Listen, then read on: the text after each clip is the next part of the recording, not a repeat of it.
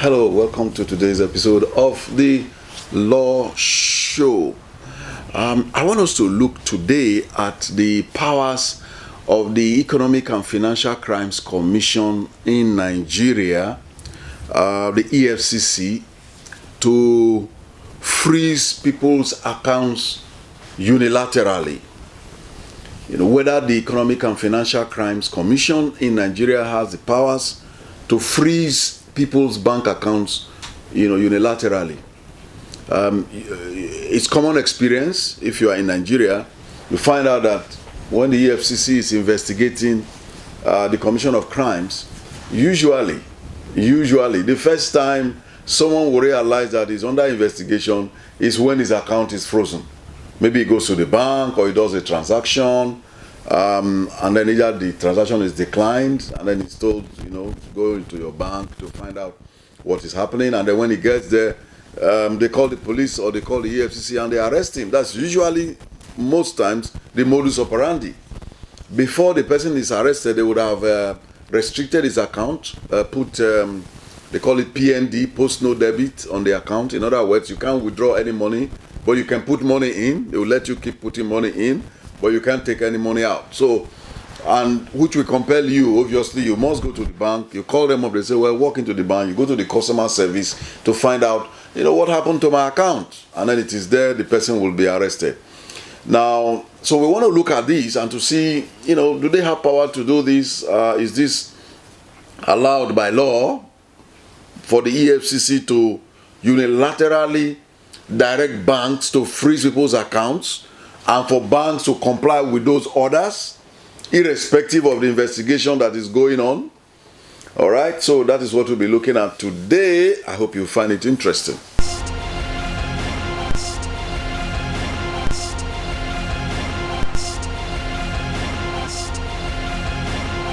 So, first off, the concept of the law is equality before the law. That is a basic concept. Everyone is equal before the law. That is why we have a constitution in this country, in Nigeria. The provision of the constitution is that, everybody's rights should be respected.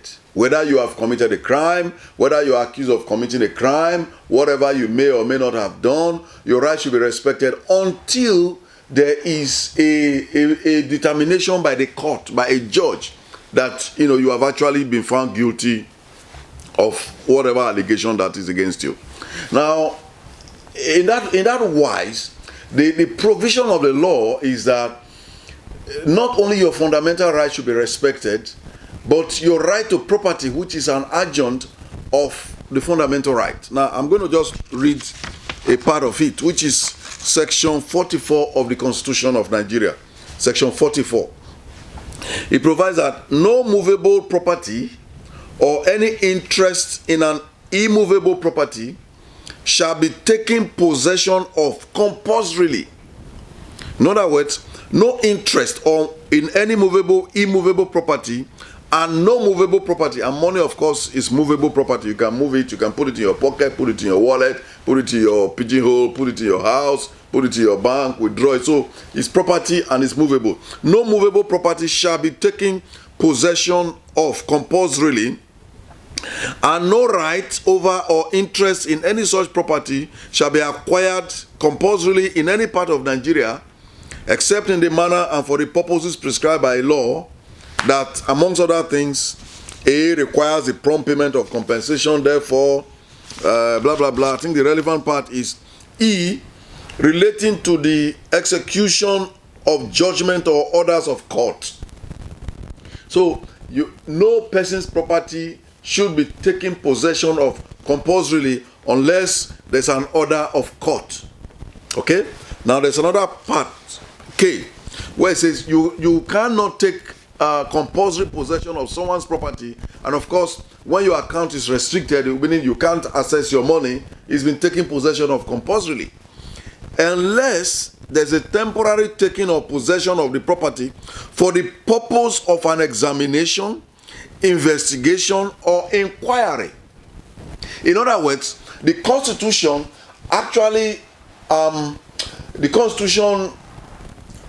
accepts, agrees, if I may put it like that, that there may be situations where law enforcement agents would have to take possession of property compulsorily if they are conducting an investigation. For example, a vehicle is used to commit an offense, to commit armed robbery. If they find the vehicle that was used to commit the robbery, they can, seize it temporarily. Temporary taking of possession of property. Temporary.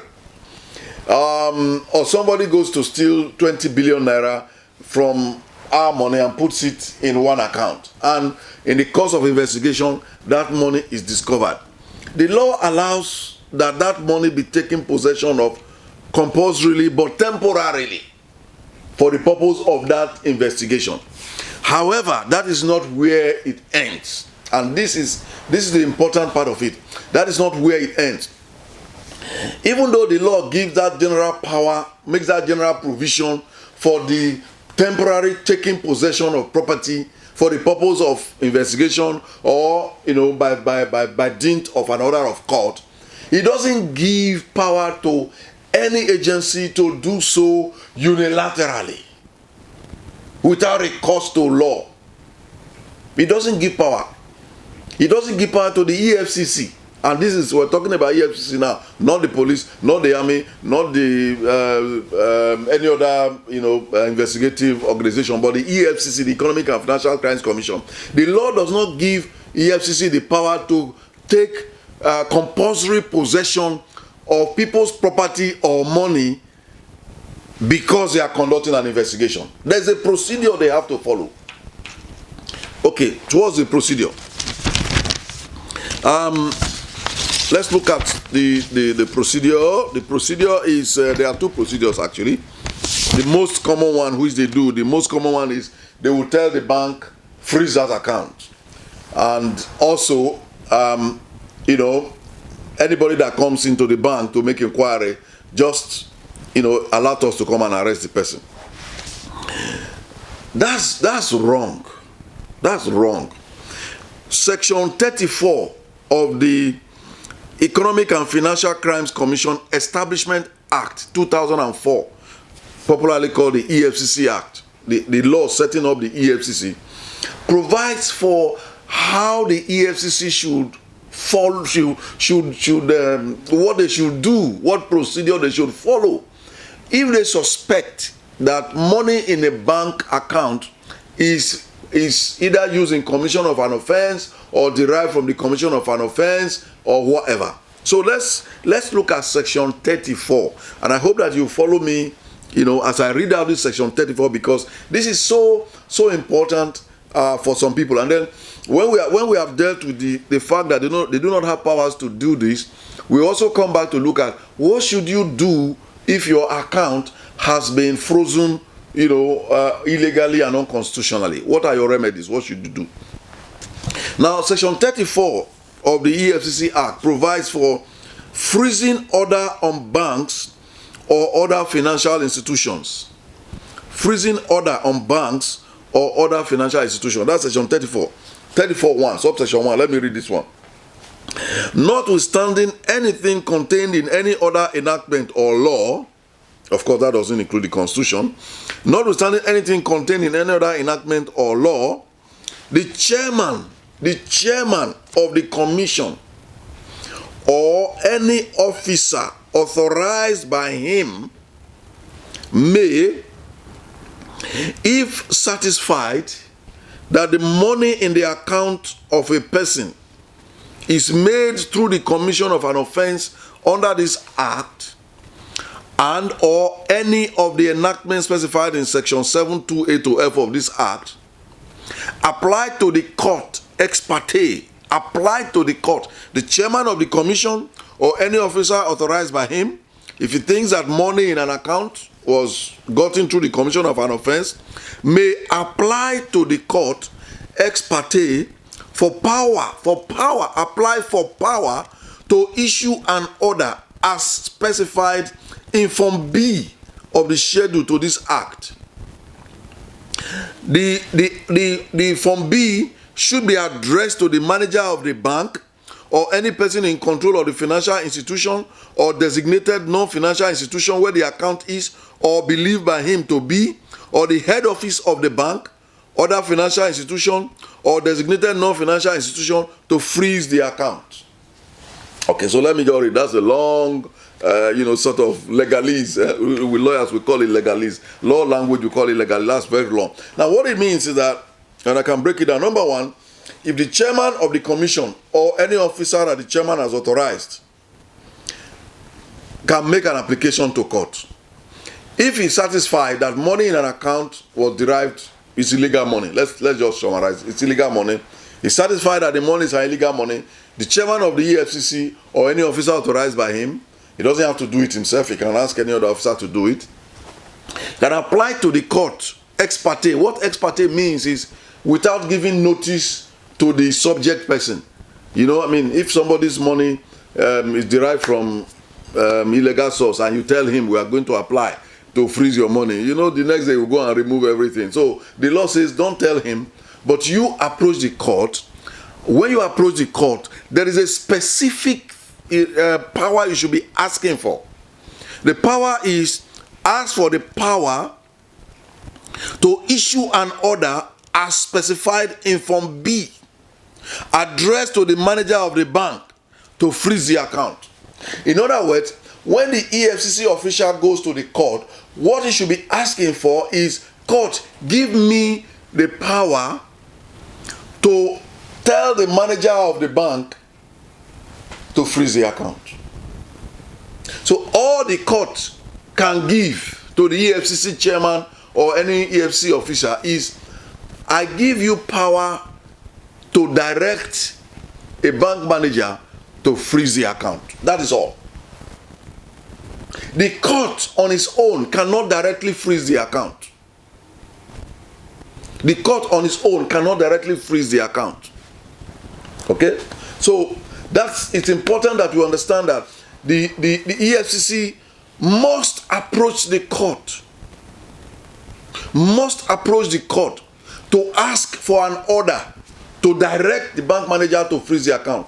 And unless and until the court has given the Efcc the go-ahead, the Efcc cannot direct any bank manager to freeze any account. So I hope that is clear enough. I hope that is clear enough. I'll say it again in case somebody didn't get it. The Efcc cannot unilaterally direct a bank manager or any other financial institution or even non-designated or designated non-financial institution to freeze an account of a person. Before the Efcc can ask that the account of any person be frozen by bank or the manager, the Efcc must have gotten order from the court. Without an order from the court, the Efcc cannot, should not, must not, will not direct a bank manager to freeze anybody's account. Now, any process of applying for the order from the court, the Efcc is expected to put before the court some evidence to convince the judge of the propriety of making the order. Okay? It's not just unilateral. You can't just, make an appeal because you don't like the face of the person, like happens all around the place. Just freeze his account. When we freeze his account, he will come and see us now. When he comes, he knows what to do. Then we too will know what to do. Or, you are investigating a wife reports a man. Look, my husband beat me last night. He beat you. Then you just freeze the man's account. You freeze the man's account. And when you freeze his account, he must come to you. When he comes to you, then while you are looking at the issue of my husband and wife fighting, you say, even you have 4 million in your account. And before the account will be unfrozen, something must happen. Something must drop. That's wrong. So EFCC has a duty to bring before the court materials to convince the judge, the extent of their investigation. How does this, investigation, as it were, show that this subject person has gotten money illegally before the judge can authorize the EFCC to direct the bank manager to, freeze the account.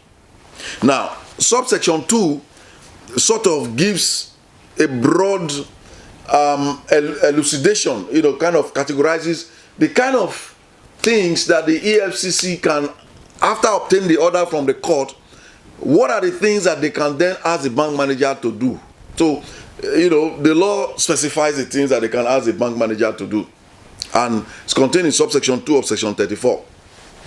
Number 1, the chairman of the commission or any officer authorized by him may, by an order issued under Subsection 1 of this section, that is Form B, when the court has given him the order, is now, giving Form B to the bank manager.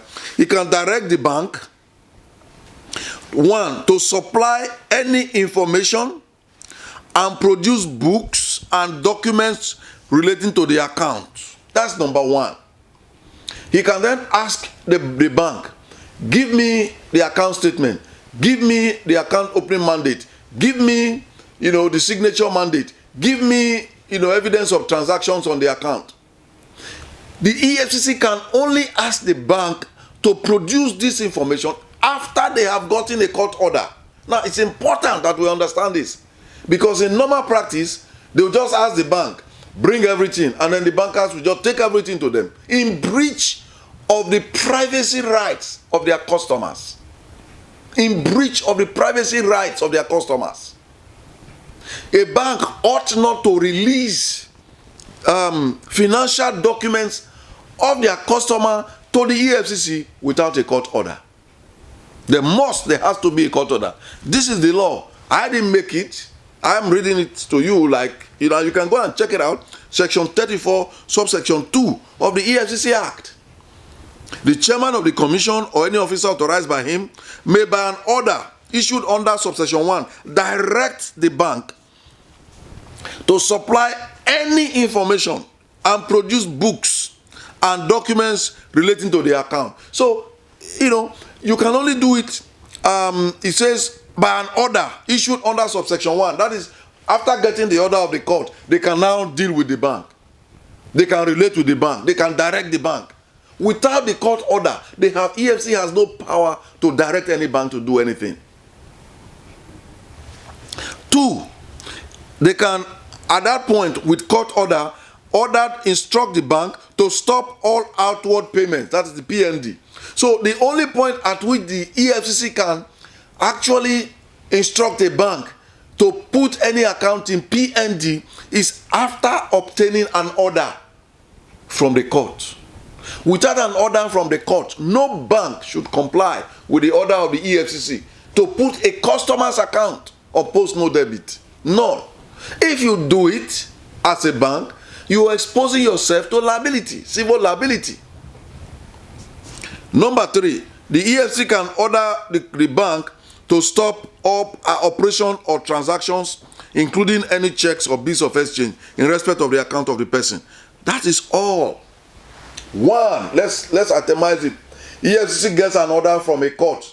Then EFCC gives orders to the bank to do 3 things. 1, give me all documents related to the account. 2, stop all transactions. Okay? Stop all transactions. And 3, stop all outward payments. Finish. Those are the things. Now, sometimes you have the EFCC saying to the bank,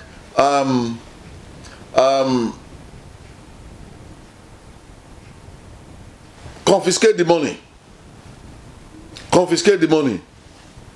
You cannot confiscate the money of a Nigerian person without the order of a court.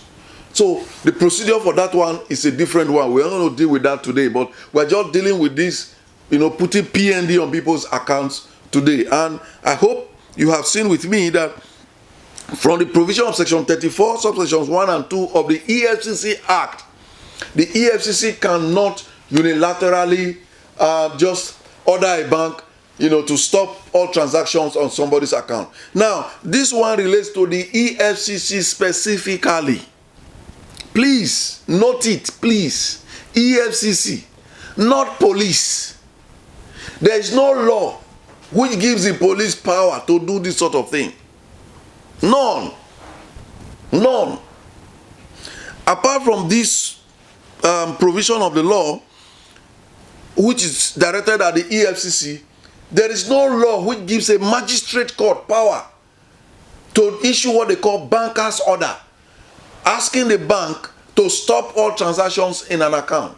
There is no such power, there is no such law existing in Nigeria. Now, it's important that we realize this, because there are many things that, and I think we've dealt with this in another video. I hope Owen can just put a link to that video if we can, so that those who have not watched it can watch it, where we dealt with whether that it is illegal for magistrates to issue bankers' orders. We've dealt with that. So you can go look for that video and watch it. But just to say by way of passing that some of these things are inherited, from junior magistrates being trained by senior magistrates. They see senior magistrates doing it, so they just assume that, it's right. And of course, I want to be politically correct. I don't want to offend anybody with this video, but one can say that, it doesn't appear to me that some magistrates do this out of the righteousness of their heart. It's not as if they issue these bankers' orders pursuant to their judicial exercise of their functions. Because sometimes it appears as if some water passes under the bridge, So, but that's a different point. We need to make that point to say that, there is no power for magistrates contained here in Section 34 of the EFCC Act. It has nothing to do with magistrates. It only has to do with the High Court, a federal High Court, and so those are the ones that can do that. And it's very restrictive, very restrictive. Very, very, very restrictive. So, so now what happens? I think that is what should bother some people. What happens if, before I get to that, should I just read out two decisions of the courts? I think the courts have, I don't know if this camera is better now. Two decisions. There are two decisions I want to read out for those who are lawyers who probably want to, do a little bit of more inquiry or research into this. There is the first case is actually a recent case of 2019, reported 2019 Law Pavilion Electronic Law Reports. The case is GTB versus Adedamola and others. GTB versus Adedamola and others. This is where somebody's account was actually frozen by GTB on the orders of the EFCC. No court order. So the matter went to court, up to the Court of Appeal. And this is what my Lord Justice Abubakar, Justice of the Court of Appeal, said. He said, the compressed facts constituting basis for placing restriction on the account of the first respondent by the appellant was following an instruction from the Economic and Financial Crimes Commission. In other words, GT Bank, or Guarantee Trust Bank, restricted the appellant's account, first respondent's account, on the orders of the EFCC. It's okay, EFCC gave an order, they obeyed. Okay, paragraph 20 of the affidavit, the applicant, so first respondent said as follows: that the order freezing my bank account was done as a result of crime allegedly committed by another person, which I am not privy to. In fact, you can even imagine. The allegation was something to do with one of his brothers, and then, they started freezing everybody's account, everybody related to that person. Okay? This is what the judge said. The EFCC has not come up with anything suggestive that Akinshiku Roy mentioned the applicant as having conspired to commit the alleged offense he was accused of. Nothing. Even if, and this is the interesting part, underlined is the judge said, even if the applicant was alleged to have committed a criminal offense, EFCC cannot on its own direct the bank to place restriction on his accounts in the bank without an order of court. So I hope you understand this. Even if the applicant was alleged to have committed a criminal offense, EFCC cannot on its own direct the bank to place restriction on his accounts in the bank without an order of court. The law allows EFCC to come even with an ex parte application to obtain an order to freeze the account of any suspect that had lodgements. No law imposes a unilateral power on the EFCC to deal with the applicant this way. Again, Guaranteed Trust Bank has no obligation to act on EFCC's instructions or directives without an order of court. So, I don't think we should, the judge went on to say, the above provisions are in accord with the decision of the lower court. The Economic and Financial Crimes Commission has no powers to give direct instructions to bank. No powers to give direct instructions. EFCC has no powers to give direct instructions to bank to freeze the account of a customer without an order of court. So doing constitutes a flagrant disregard and violation of the rights of a customer. And the judge went on. I must add that the judiciary has the onerous duty of preserving and protecting the rule of law. The principles of rule of law are that both the governor and the governed are subject to rule of law. The courts must rise to the occasion, speak and frown against arrogant display of powers by an arm of government.